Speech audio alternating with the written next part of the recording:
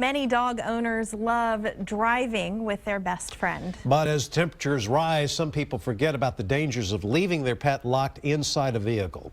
KXAN's Natalie Ferrari spoke today with one woman who found pets left in a vehicle, then faced a surprising problem when she tried to get help.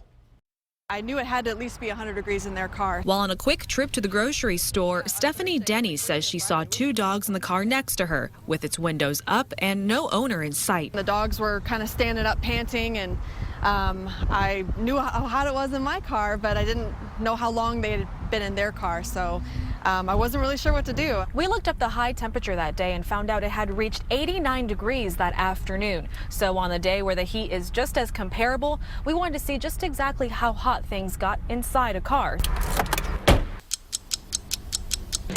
Just 15 minutes later, with the engine off, windows rolled up, and the blazing sun, temperatures inside the vehicle already skyrocket to just over 100 degrees.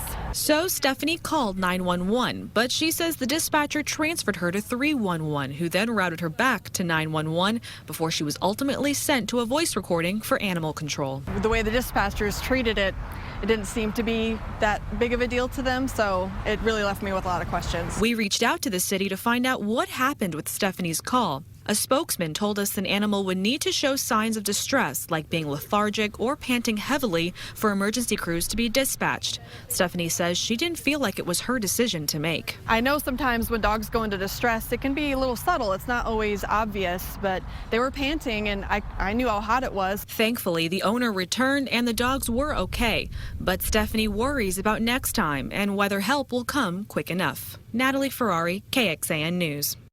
As Natalie mentioned there, we checked with the city to clarify how they handle calls for an animal locked inside a hot car. If the animal is not in distress, Austin 311 will put in a request to Animal Control. Animal Control will then send out an officer to the location. If the animal is clearly in danger, they'll transfer the call to 911 and send immediate help to the scene. Signs of distress may include the animal panting heavily or acting lethargic or not moving. Don't have to worry about who to call or how that process works if you just don't leave your animal in a hot car. Caxton wants everyone to know it is actually against the law, as Natalie reported there, to do so. So, yeah, don't do that. You might be tempted to take something and break the window yourself. You could get into trouble for that. It has to be a peace officer that actually does that. But Caxton's theory is if you have any doubt whatsoever, call 911. That's right. Get somebody there. And it takes a surprisingly short amount of time to get a car really hot. In fact, on the weather blog right now on KXAN.com, Caxton has a chart for you there to show you just how long it does take. For example, if it's 95 degrees outside, it can feel like 129 in your car in less than 30 minutes. Check that out on KXAN.com and share Natalie's story with your friends. I put the link right there, and it's also on the homepage. Okay.